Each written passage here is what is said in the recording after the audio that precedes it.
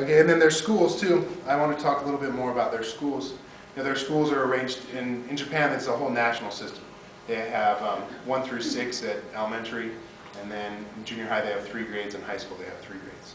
And they just count at 1, 2, 3 in junior high school. They don't count all the way up to 12. They go 6, then 3, and 3. And my first job, I was able to work in the junior high school, and that was really fun. In that school, or most of those schools, I was kind of just an entertainer. It was like a break for the normal English teachers when I came, so I just played games and kind of had fun with the kids, which was fun for a while. But in Japan too, the tests are so important. To get into a high school, you have to take a test, and then to get into college, you have to take a test as well. So when those kids are about 13, usually Japanese students, they start preparing for their high school entrance exam. And they get really, really stressed. You see kids staying up till 2, 3 in the morning studying for their tests. Because if they don't get into a good high school, then they won't get into a good college, and their life is bad, I guess.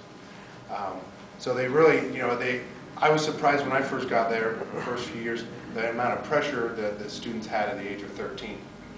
It was surprising, where usually we don't have that type of pressure and stress until we're in college. Or maybe sometimes you do for the SAT and the SAT and the ACT. But I was surprised to see that at such a young age. And then they get into college, it happens again. Their last year of high school, they're really pressured and stressed to do good on those college entrance exams to get into a good college. So it happens at both of those levels. And that was interesting to see. But then that leads to a lot of jobs for people at the Cram schools, because they want to learn English, so they come to the Cram schools. And that was unique as well. Where here in America, once we were done with school, the kids are like, I'm out of here, I don't want to study, I don't want to do anything. But in Japan, probably 90 to 95% of the students are going to go to Cram school.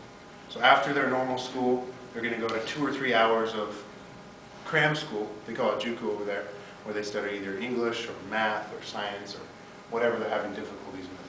So they really get a lot of extra time and effort, in the core academic areas outside of their normal schooling. So that's quite a big difference from our system, where we just have the normal school, but in Japan, the Cram school is such an integral part of their education over there. They're everywhere.